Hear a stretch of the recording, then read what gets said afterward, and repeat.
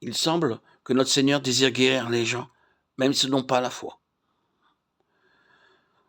Et nous devons prier pour leur guérison aussi bien que pour leur salut. Je sais qu'ils viennent seulement pour l'amour de leur corps, mais prier généralement pour la maladie de leur corps et de leur âme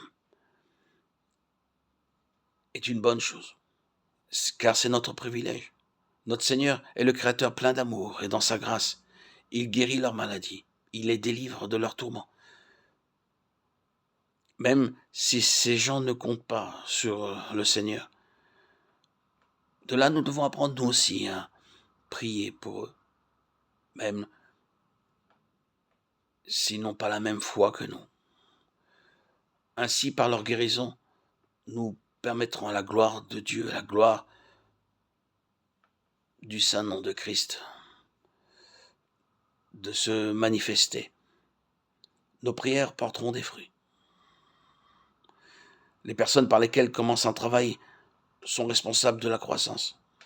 Si nous ne pouvons pas nous-mêmes remplir ce ministère de prière, nous devons alors continuer à solliciter la prière des autres groupes de croyants, afin que le Seigneur puisse lever quelqu'un pour nous conduire. Dieu exaucera nos prières pleinement et enverra quelqu'un assez longtemps pour les sortir de leur maladie, de leurs maux, de leurs souffrances. C'est un principe divin. Dieu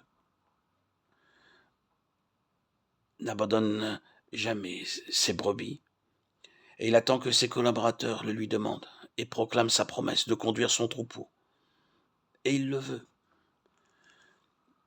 que ce soit pour être guidé ou pour être guéri de nos maux. Si nous ne pouvons pas prier, nous n'avons pas la faculté pour les autres, créons un groupe de prière où tous ensemble, en communion fraternelle, nous pourrons tous prier. Dans les Écritures, il nous est commandé de prêcher l'Évangile à tout le monde. Sur ce point, nous pouvons dire assurément que le besoin du monde perdu constitue un appel pour le monde entier. Dieu a déjà préparé la voie et nous devons marcher sur cette voie. Car le commandement de prêcher, de prier, d'enseigner forme un seul et même commandement. Cela va ensemble et ne doit jamais être séparé. Reconnaissant cette double responsabilité, nous devons témoigner et prêcher la parole dans tous les endroits où nous serons amenés à nous y trouver. Le Seigneur ne veut pas que nous soyons gouvernés par nos propres désirs, nos propres pensées. Il nous guide dans les endroits où nous devons aller. Laissons-nous guider par lui. Dieu nous ouvre de nombreuses portes pour proclamer sa parole.